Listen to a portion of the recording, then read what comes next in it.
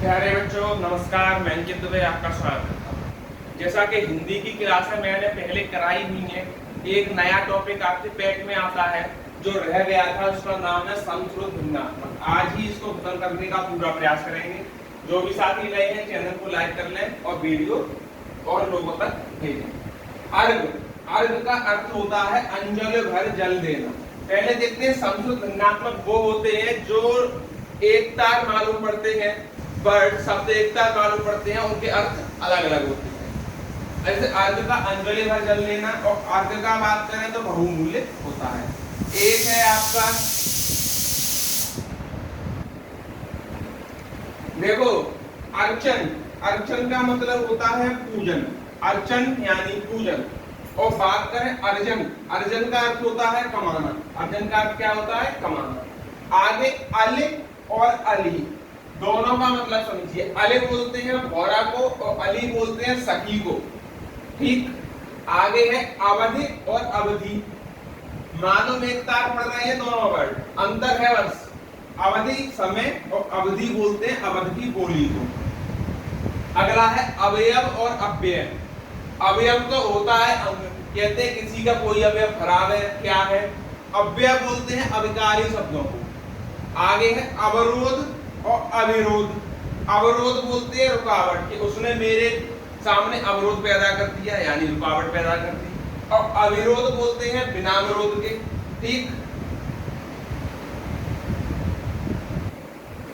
आगे के वर्ड देखते हैं। जैसे अवस, अवस बोलते हैं जो बस में नहीं होता उसको कहते हैं अवस।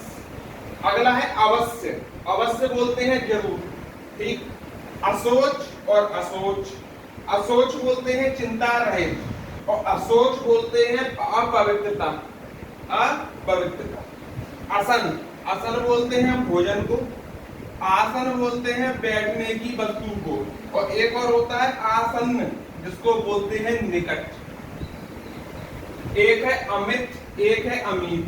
अमित बोलते हैं अधिक और अमित बोलते हैं शत्रु को। अगला है अधूत और अवधूत। अधूत बोलते हैं निर्भय को और अवधूत किसको बोलेंगे? रोगी या सन्यासी को।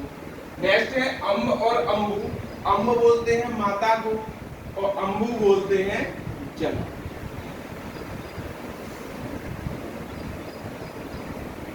देखिएगा, बात करते हैं आवृत्ति और आवृत्ति। आवृत्ति बोलते हैं बेकारी को, इसको बोलते हैं आवृत्ति, बेकारी। बात करते हैं आवृत्ति, आवृत्ति बोलते हैं दोहराना, किसी चीज की आवृत्ति यानी दोहराना। असर बोलते हैं प्रभाव को और असर बोलते हैं जो बिना बाण के होता है, उसको बोलते हैं असर। अगला है असाध्य। क्या है? असाध्य बोलते हैं कठिन और असाधु बोलते हैं दुष्ट पुरुष। ठीक, अयोध्य और अयोध्या। अयोध्य वो होता है जिससे युद्ध ना किया जा सके, उसको बोलते हैं अयोध्य। अयोध्या उसको कहते हैं जो नगरी है, जैसे अयोध्या एक जिला है, ऐसे भी बोल सकते हैं। अरक और अर्क। अरक बोलते हैं रस को और अर्क बोलते हैं सूर्य को। ठीक, अपट और अपटू। अपट बोलते हैं बिना वस्त्र के, क्या बोलते हैं? बिना वस्त्र के। और अपटू बोलते हैं मूर्ख। बात करते हैं अंचल और आंचल। अंचल बोलते हैं किसी क्षेत्र का पार्षद। ठीक, और आंचल बोलते हैं कपड़े का छोर। कपड़े का छोर क्या होता है? आंचल। आगे बात करें आकार की, तो आकार होता है खजाना। और आकर की बात करें तो आकर बोलते हैं सकल। देखते हैं आचार्य और आचार्य। आचार्य बोलते हैं विद्वान को और आचार बोलते हैं रीति और व्यवहार को। बात करें आदि और आदि। आदि बोलते हैं आरंभ को, आदि बोलते हैं अभ्यस्त को। आदि किसको बोलते हैं? अभ्यस्त को। आगे आपात और आपात। आपाद और आपात। आपात होता है पैरों तक और आपात होता है आकस्मिक स्थिति को बोलते हैं।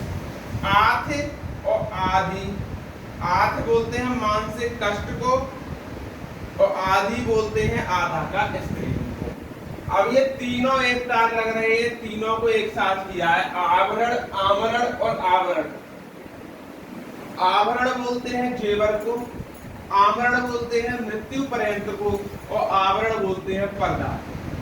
आगे आवास, आवास और अभ्यास, इन तीनों को ले लिया।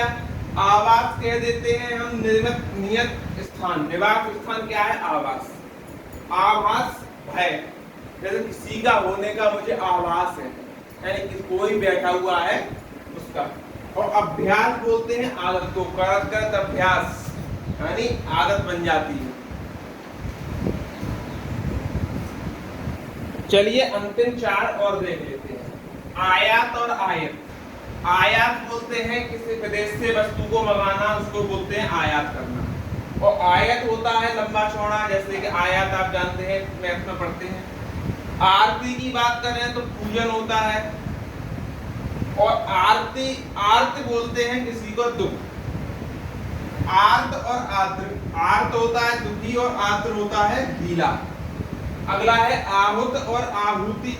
आहुत बोलते हैं यज्ञ को, और आहुति बोलते हैं किसी को बुलाने को। तो आज की वीडियो में यहीं तक रखते हैं। 30 क्वेश्चन मैंने आपको संस्कृत भिन्नात्मक बताए हैं। एक वीडियो कल और लेके आऊंगा, उसमें एक और 7 क्वेश्चन हो जाएंगे। इसी के तहत आपका जो एक क्वेश्चन मिलने वाला होगा वो गारंटी यहाँ से आने वाला है। वीडियो अच्छी लगी हो अपने दोस्तों तक पहुँचाएं। तब तक के लिए नमस्कार।